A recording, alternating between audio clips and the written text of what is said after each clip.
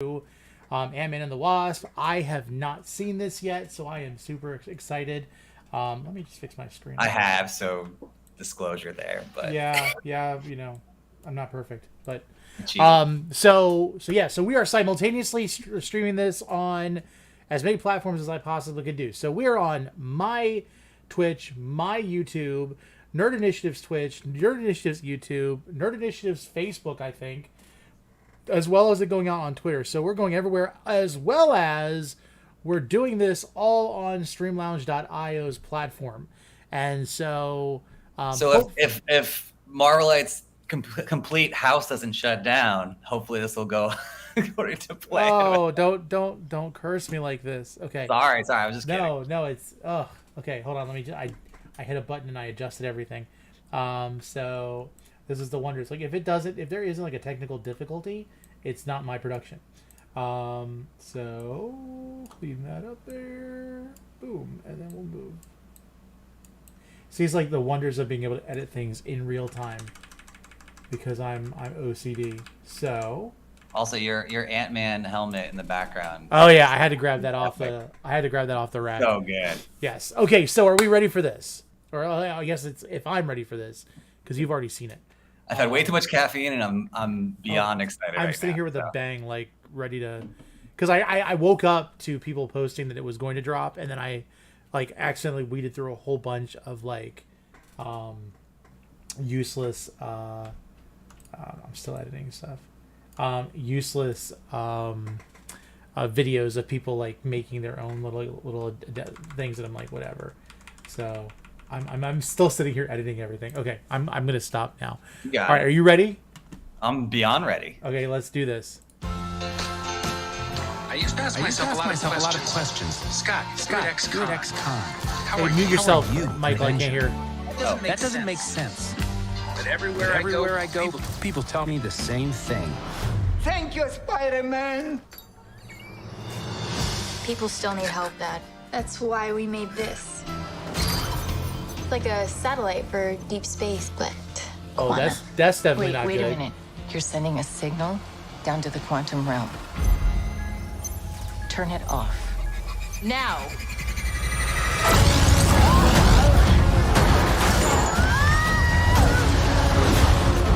This is information we could have used a long time ago.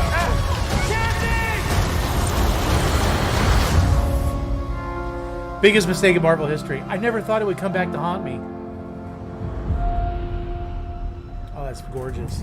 Where are we? This gave me major ego vibe for some reason. Oh yeah.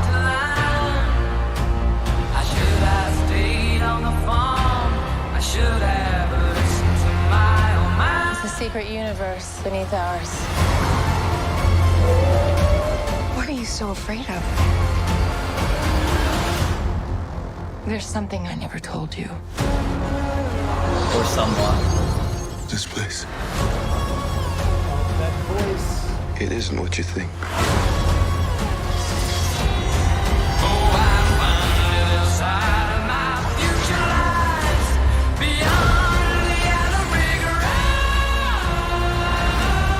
I can get you home. And give you more time. If you help me.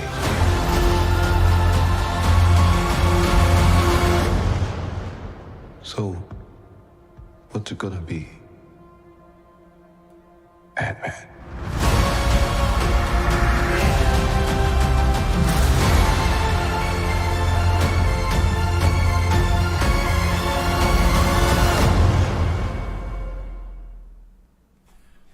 Okay. What do you think? First of all, that is not what I thought was the trailer from the Hall H. So I think they had to change it up because it's been shown twice.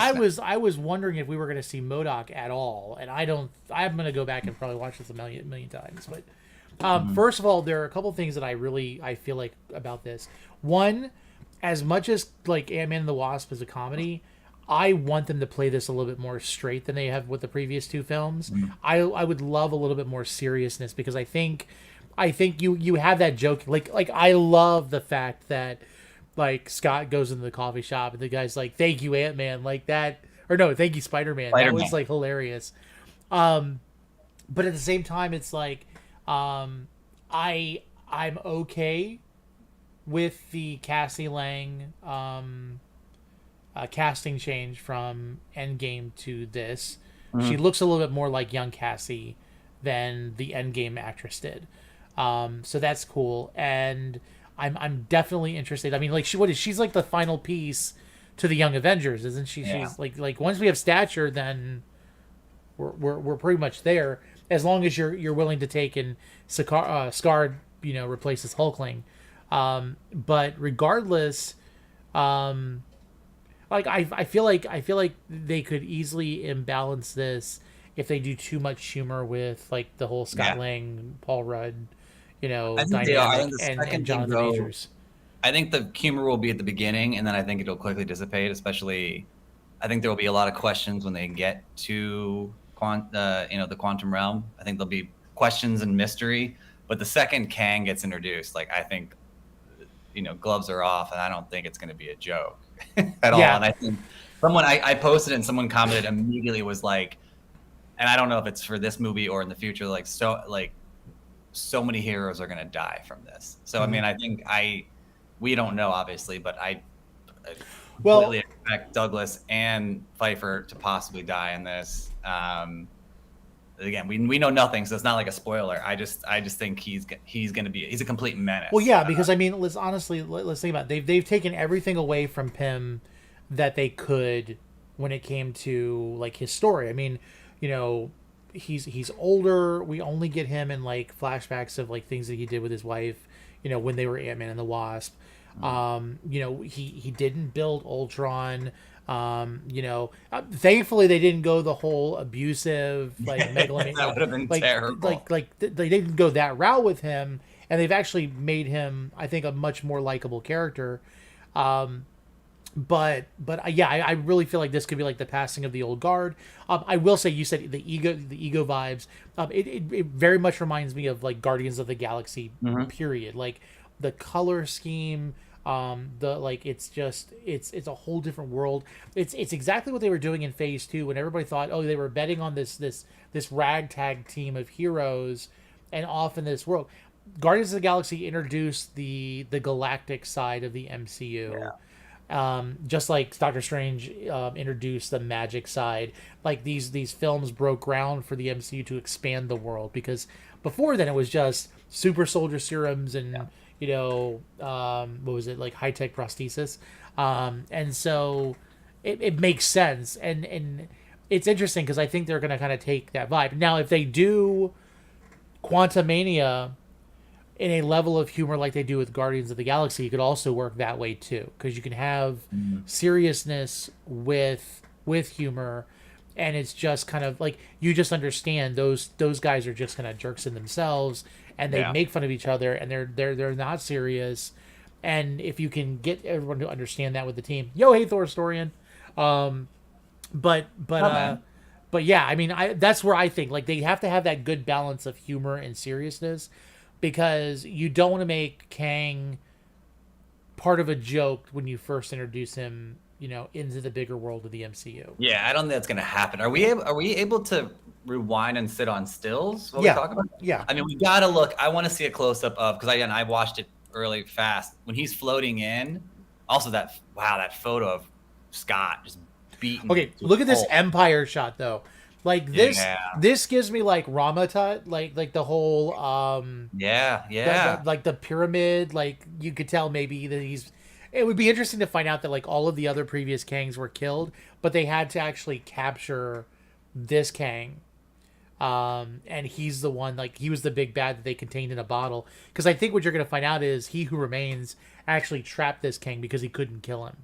Well, that's the thing. Okay, so yeah, to your point, like you kind of mentioned it in talking about this. For those that don't know, Kang, Ramatut, the word escaped me. There's so many versions of Kang, and so for people that don't know, that are just casual fans and not, and there's no knock on that, not having read the books. I haven't fully dove into it. There's just a lot of versions of Kang, so we don't know who this version of Kang is. We don't know if we'll see another version of. We're going to see tons of variants of Kang, and they're all menaces. And so you're gonna get a lot of misdirects. You're gonna get a lot of surprises, a lot of different worlds, and it's just gonna be bonkers. No, I mean, even consider in the comic books when Kang was defeated or killed, he was basically he reactivated a clone with his memories, and so always came back. He always came back. So, and they've already established this in the MCU. The only reason why we haven't seen Kang up to this point is because Hugh Remains has been editing the timeline to prevent his own existence. Yeah. So it's just going to be, I mean, this is not a Thanos level event where it's like there's one villain and he's got a team and it's crazy. This is so much more complicated and complex, where the guy has so much knowledge and power, and there's so many of him, and it's just it's crazy. What is that? Oh, it's the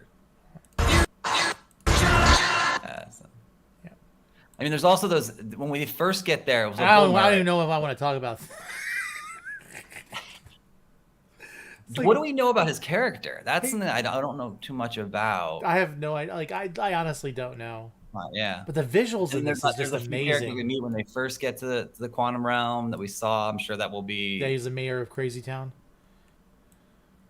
He kind of is like a Jeff Goldblum, like almost like a. What I would love to see, and this is just like my own like desire. It doesn't have to be in the film. Since we're gonna be in the quantum realm, we've got Kang. How cool would it be to have Owen Wilson and Tom Hiddleston, just somehow appear, and like literally just like there be that little either a cameo or maybe they do get involved since they are involved in the TVA. I mean, we're gonna know more in season 2 about what's kind of going on with. There's got to be some kind of connection. There has to be. I mean, this is where this all started, and I think we haven't seen anything from Loki or Owen Wilson or anyone. I'm literally trying to land on a Kang image. This unraveling thing. Yeah, that was really cool too. There we go. Look at this! Oh my goodness! When he's floating in, you even get a better shot. I mean, that is glorious. Because we remember He Who Remains we saw in Loki was not Kang. I mean, he was Kang, but not Kang. Not in full outfit, not in full power. He obviously is someone who was the least craziest of the Kangs, I guess. And this is Kang that we know. Man, I don't know.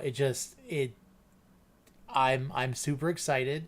I really thought like I was coming into this trailer a little like preparing to be disappointed, thinking, okay, I already kind of know everything that's kind of going into this movie that we've like talked with, like the trailers like from I think Hall H. I don't know if they showed the trailer in D23. Did they? Yes, they did. So they showed the same one that we saw. So for again, I keep saying this for those who don't know. Like, okay, San Diego Comic-Con had a teaser that was not released online, and then at D23, those of us that were watching the Marvel panel in Hall H, right, saw this basically the same teaser that you know of, and we can say it out loud, where he's like, Scott's talking about being an Avenger, and Kang's like, have I killed you before? Blah blah blah. This week we didn't get this. That's what we thought. I mean, I much like you, I thought we were getting that same thing. But at the same time, I think what they did was they probably gave us less in terms of dialogue, with the exception of like can we talk about Cassie Lang like having the ability to build a quantum beacon? Like I want to know more about is she being homeschooled or something by the Pims? Like, come on. But at the same time, it's like questions there. It's like, I mean, whatever it's going to be, I'm going to accept it. But it's like I kind of want to know how that works because I want to like it's very interesting. And then they get sucked in, and then there's the question like, and I don't know if you thought about this, Cassie and Janet and Hank were not wearing suits when they got sucked in, and we know that in the past, like with the whole cross and stuff, like you had to have a suit. There was like parameters and stuff about keeping you safe when you like go big and small, because you have to be in some type of like sealed containment unit. Even like when Janet gets Scott and they're driving like small in Ant-Man and the Wasp, the car will not open because they're shrunk down, because you have to be in a contained unit when you shrink and grow. But that was interesting. But I think the main character in this trailer that was beautiful was really the environment, the background. They're really diving into this strange world, like the cantina style bar. Yeah. Like, come on, like that looks like it came right out of Star Wars, But yeah, I'm super excited. I'm really excited. I just think we've been waiting to see Kang again for a while too. So I think we're gonna get to really see him in all his glory. And then it all begins from there. I mean, the dismantling of the MCU as we know it, like it's going to be an expanding and contracting, right? It's almost like it is almost like the Big Bang. Like we are just literally going to see a complete and utter change to what we've seen, and we're going to lose a lot of people. And Kang's going to be, and who knows what, whatever. But this is literally going to be a crazy level threat. And consider this: the only way that we know that if they defeat Kang and Kang Dynasty and Secret Wars is if they actually follow He Who Remains' plan. Yeah. So it's going to be a complete and utter mind. The word I can't use, but it's going to be a complete mind craziness, because like it's so hard to wrap your head around all that's going on and what can possibly.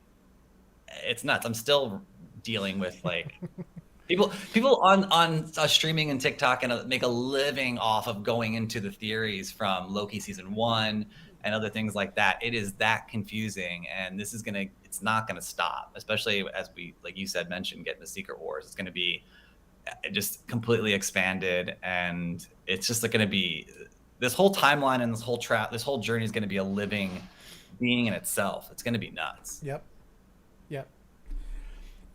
How about Janet? How about Janet being the anti-Bruce? In Bruce and Infinity War, like, oh, Thanos is coming. Janet doesn't say a word.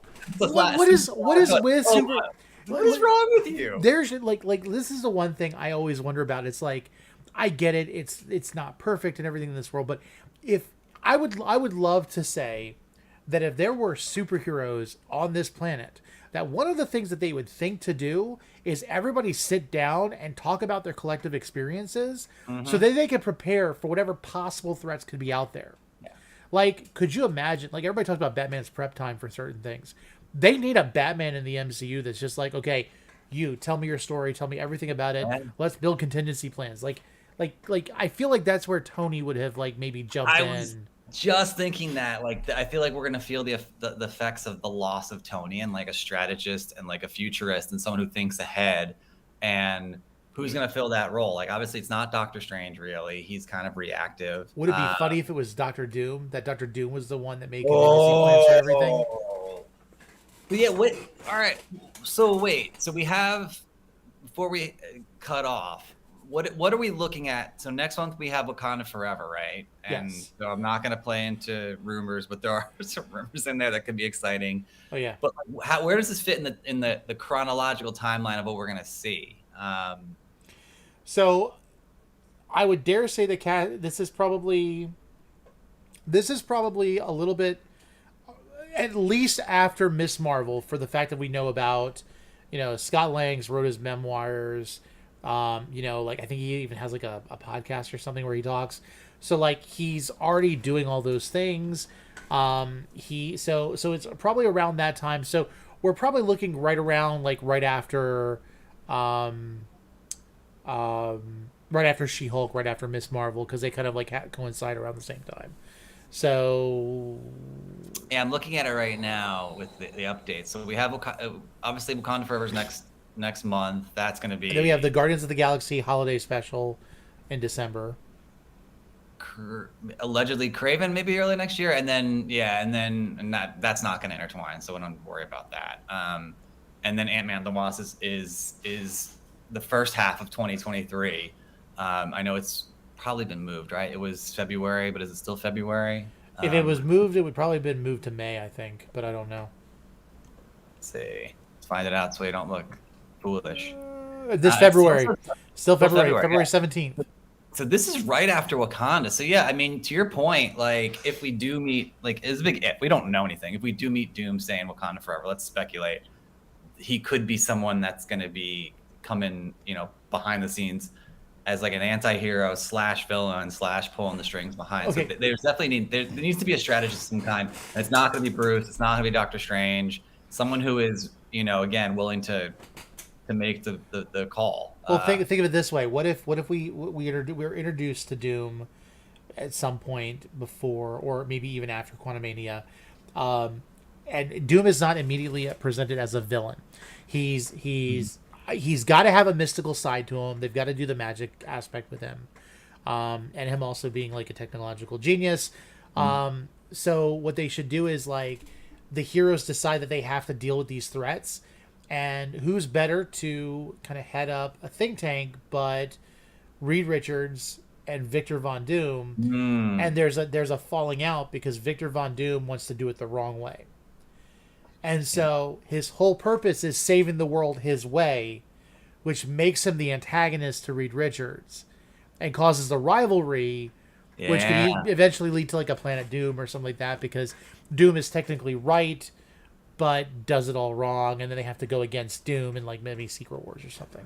And then that makes a lot of sense because it reminds us of a young Thanos, right? So Thanos lobbying for his way, not getting his way, seeing what happens, and then goes on his crusade that we saw come to fruition. And so maybe we get to see that play out, like you said, between like a Reed Richards and a Victor Von Doom, and that goes that way. That is not unprecedented in MCU, and that would be interesting to see that.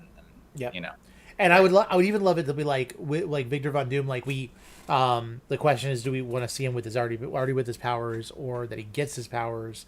I actually would like to see him be like just Victor Von Doom. And everyone thinks that like eventually he will get his powers, but then like the hint, the tease at the end of whatever he's been in is like he's already had them. He's playing the the secret game where he's got the hidden corridors, and he's doing all the stuff in the background. Like you realize that Doom is much more prepared and established than we take him for.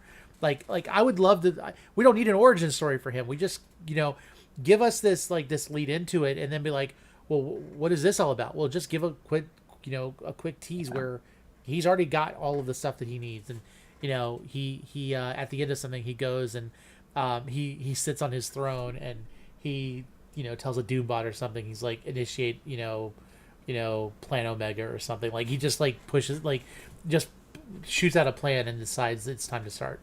That would be kind of cool. Yeah, it would be cool. Like just make him, we think, oh, he's going to be an antagonist, and be like, oh no, he already is. He's like the Darth Sidious, that kind of thing.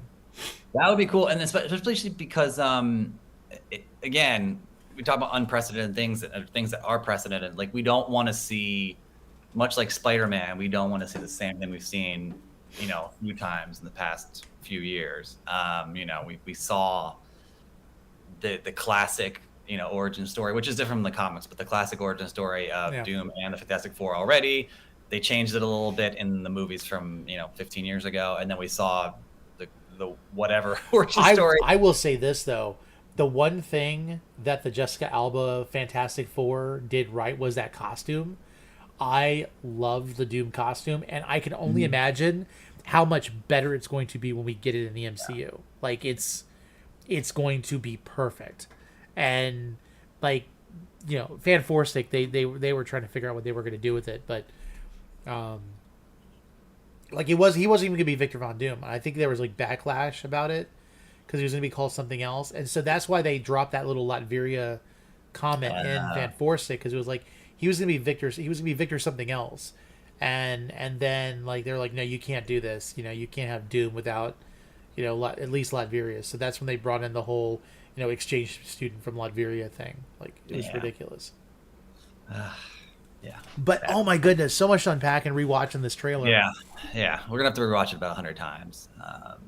there's so much good stuff in there, and people to look up to, and the characters to figure out. It really is just again an expanding of what we know, like always. But I feel like this feels very different in the sense that we haven't seen this. Yep. And we're about to get a whole lot more wonky when it comes to science in the MCU. I'm so here for it. Because this is almost futuristic, mystical type level, technology. So yeah, I'm super excited. Like Kang is one of those. The floodgates are open as far as the craziness that's about to ensue. It's so funny though, because when Kang would ever show up in like animated shows or whatever, I was kind of like, oh, okay, this storyline again. But for some reason, like the live action just seems so much more investing for me. Yeah.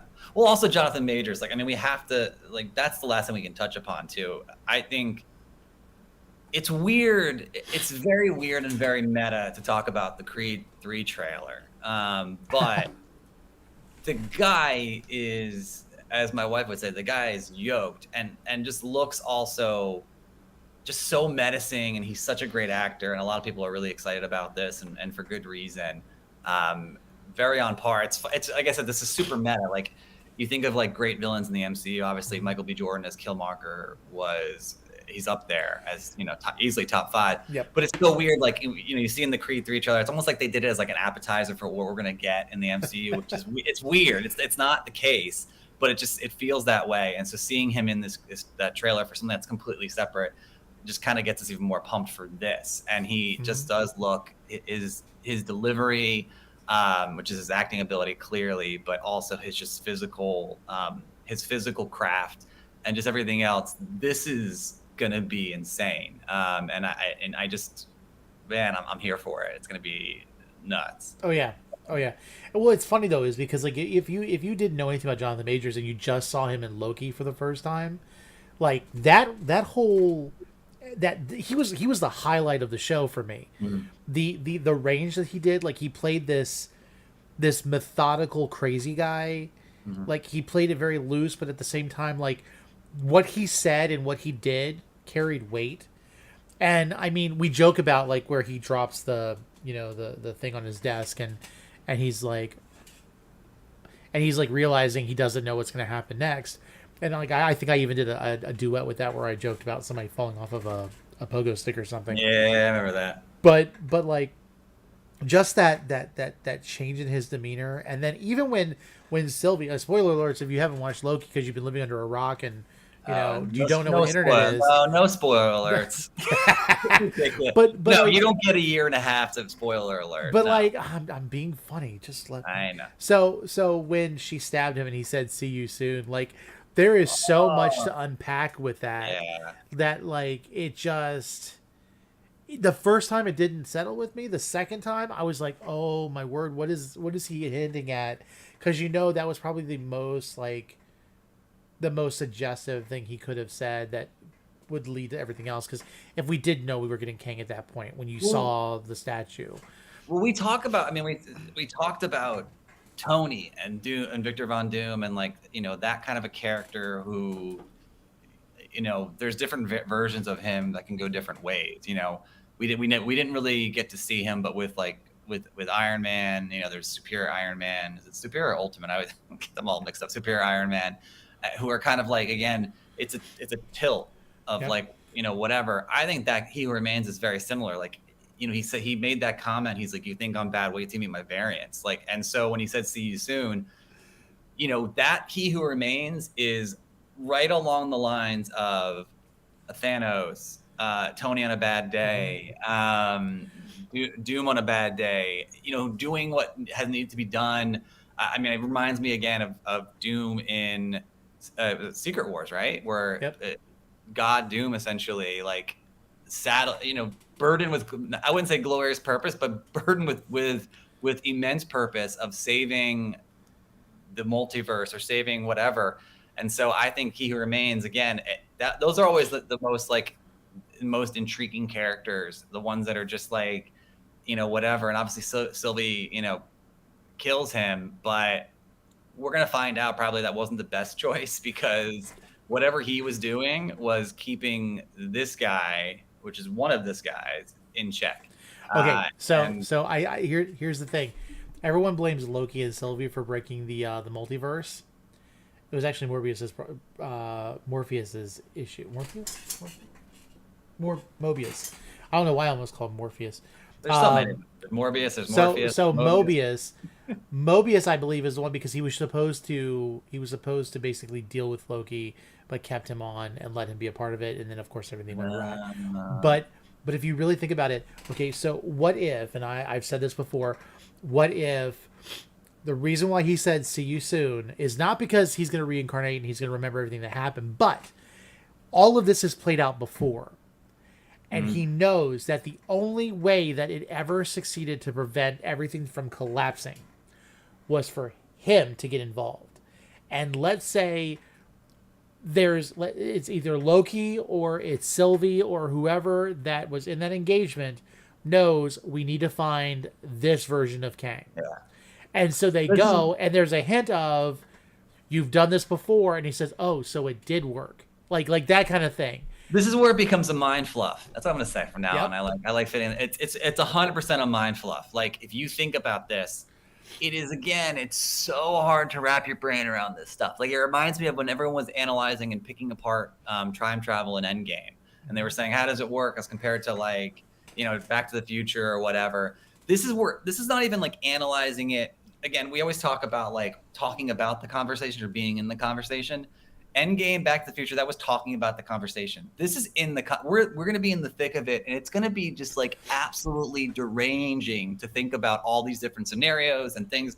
And to what you're saying, it is. I'm sure it's easier for some people to figure this out. It's just hard to compute. Like you said, where it's like that is actually the future, or it's linear. It's all happening at the same time. So yeah, they have to go get that Kang involved. Remember, don't forget. Ravonna Renslayer is still out there. Yep. Which in the books, if you'll do or do not know, is Kang's love interest. Kang has been, would you say he's an anti-hero sometimes? Like he has teamed up with the Avengers. If you go back to the original, like Iron Lad and stuff like that. Well, yeah, Iron Lad's totally different. That's a totally different thing. But Kang has gone and teamed up in the old Avengers books. Like Kang has teamed up with the Avengers. Dialogue is obviously super kitschy because it's from the 60s and mid and late 60s, but to save Ravonna, who initially thwarted off Kang's advances, and then she fell in love with him. It's this whole thing. So she's still out there, and so maybe she's the key to getting the Avengers in contact with, to your point, the Kang who becomes He Who Remains, because they need him to get this done and take care of this. And maybe that multiversal war, as you mentioned, that we saw that He Who Remains describes to Loki and Sylvie, is what we're about to see coming. And again, if that's not like an absolute mind fluff, like what is? Come on. Like it's a good time. It's a good time to be a Marvel fan. I know everybody complains like, oh, things are different. It's not the same as it was in the previous phases. People do not understand how crazy this is all about to get. Mm-hmm. And it's either going to work really well or it's not, and we're going to get a reboot. But either way, it's going to be a wild ride, and I think we just need to just be patient and wait and see what happens. Well, that's why, and then before we go, that's why there's been a lot of rumors about the possibility of like RDJ or Chris Evans coming back, and not coming back, right? They're not coming back. They want to do other things. They're done. Mm-hmm. But like you might see them pop up in the sense that again, what we're going into is what I said earlier. Time is linear to someone like Kang. Or not linear. Time is what cyclical. Like everything's happening at once to someone like him. Like he's just like omnipresent, always aware of everything.